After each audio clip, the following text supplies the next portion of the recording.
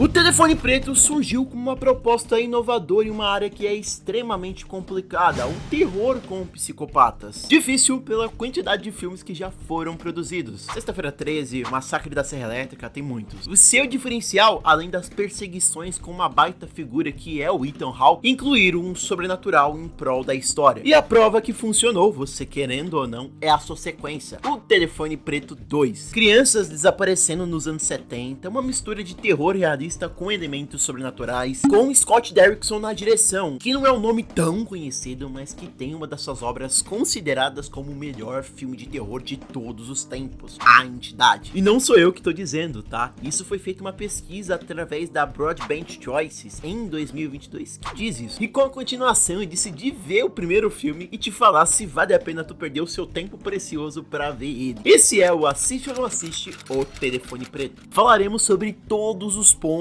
para se construir um bom filme, roteiro, direção, atuações, para no fim, se vale a pena ou não perder 1h42 do seu dia. E claro, põe na sua cabeça que tudo isso que eu vou falar é sem spoilers, tá?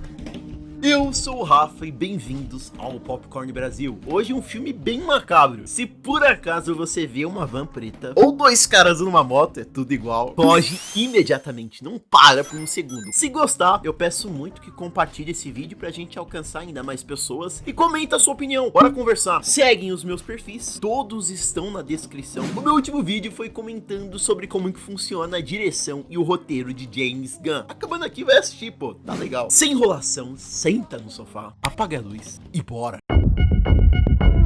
Quais são os pontos que iremos comentar, obviamente sem spoiler? Roteiro, direção, atuações, trilha sonora, fotografia, o cenário combinando ali com o figurino e claro, se assiste ou não assiste, tranquilo? Nos anos 70, em uma pequena cidade do Colorado, crianças começam a sumir misteriosamente, vítimas de um sequestrador conhecido como o Pegador, o inglês The Grabber. Finney, um garoto de 13 anos, é capturado e é trancado em um porão com apenas um telefone preto desligado. Do nada, o aparelho começa a tocar e ele fala com as vítimas do assassino. E aí eles ajudam ele antes que o pior aconteça. Ele vá de Vasco.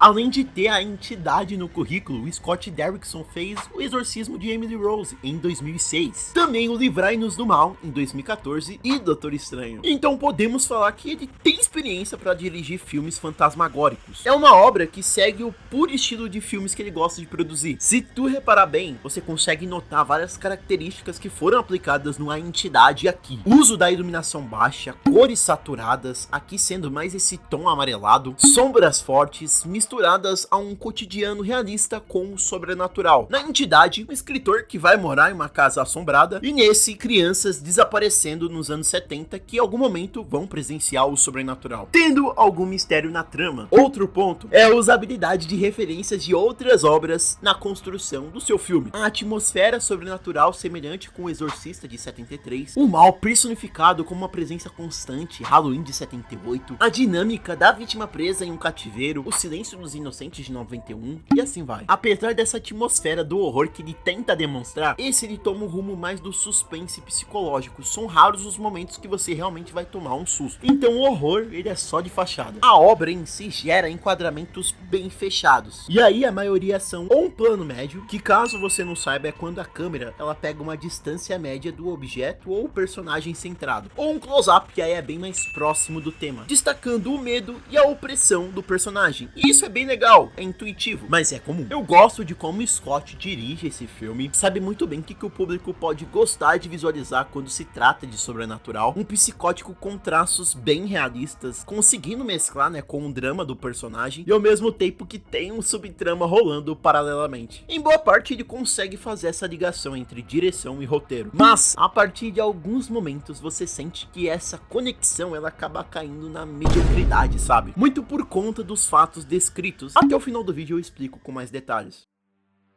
Temos uma ótima ambientação aqui, você consegue muito se enxergar em 1970. Pelo figurino, ambientação e as características dos personagens, atrelados com uma boa fotografia, te ajuda a entrar ainda mais no tema. Uma iluminação escura, amarelado combinando com o momento do personagem, e em certos momentos mesclando com o preto. Esse clima pesado, perigoso, seja proposto pelo assassino ou as assombrações. E quando entra cenas específicas, a paleta muda, como se fosse um tipo de registro caseiro de 8mm, ponto que também foi aplicado em A Entidade. Uma bela junção da trilha sonora com situações tensas. Aqui, ele é composto pelo Mark Coven, que fez as trilhas sonoras de A Bruxa e O Homem Invisível. Ele pega alguns elementos que o diretor, o Scott, gosta de aplicar em suas obras e faz a trilha. Sons experimentais, batidas metálicas, sons arranhados, focados em gerar um tipo de desconforto em quem escuta. E em vários momentos, toda essa tensão com a trilha é contida, usando o silêncio da cena em prol da construção do problema. E para gerar esse tipo de normalidade, é entrada as músicas da época. Eu acho que o grande problema desse filme, que me tirou do foco vários momentos, é o roteiro. Escrito pelo Scott Derrickson e o Robert Cargill, eles iniciam muito bem, fazendo essa apresentação do perigo do assassino, o protagonista e as suas fragilidades, de não apenas ser uma criança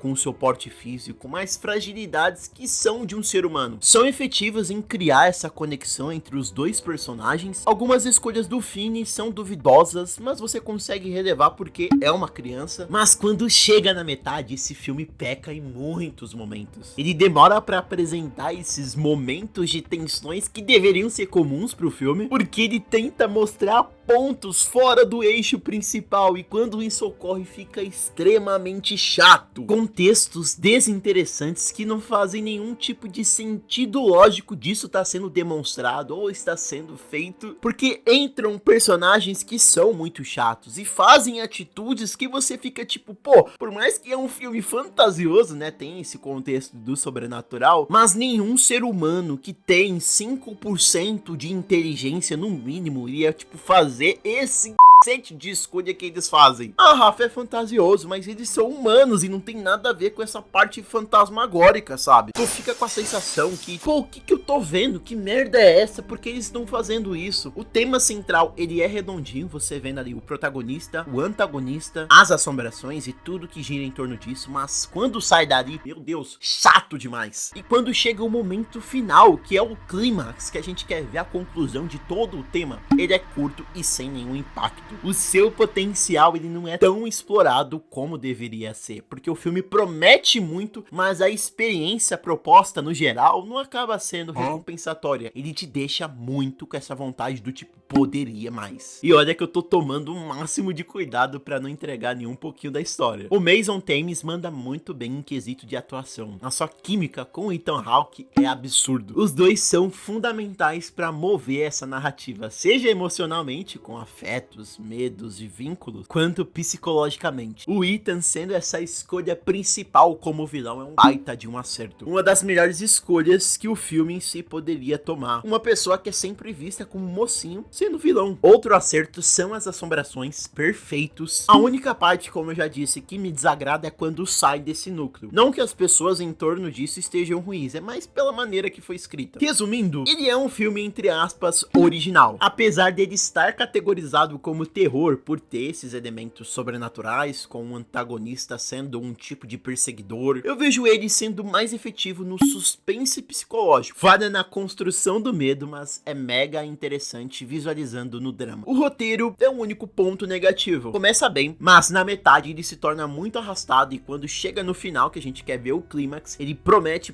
mas entrega muito rápido e sem impacto. Mas Rafa, assiste ou não assiste no fim? Boa pergunta. Suspense na tela. Meu amigo, assiste. Ainda assim, é um filme bem legal. É claro que não é uma obra-prima do terror, um Hereditário, um Corra, mas é muito divertido. Temos boas atuações, um tema que brinca muito com o real e o irreal. Se você quer ver um filme de terror sem quebrar muito a cabeça, eu recomendo muito ele. Tem pontos negativos, mas tu vai se divertir muito. Mais um vídeo de terror, agora com a nova proposta, assiste ou não assiste. Se você quer que esse tipo de formato continue, indica os próximos filmes ou franquias nos comentários que a gente pode trabalhar. E claro, comenta como que foi sua experiência com o Telefone Preto. Gostou do filme? Curtiu? Preciso que vocês curtam bastante o vídeo pro YouTube entregar para as pessoas, então mete o dedo no like. Ele também será disponibilizado em formato de podcast nas redes que estão na descrição, então tu pode acompanhar fazendo qualquer coisa. Siga as outras redes também. E é isso, guys. Tamo junto. Fui!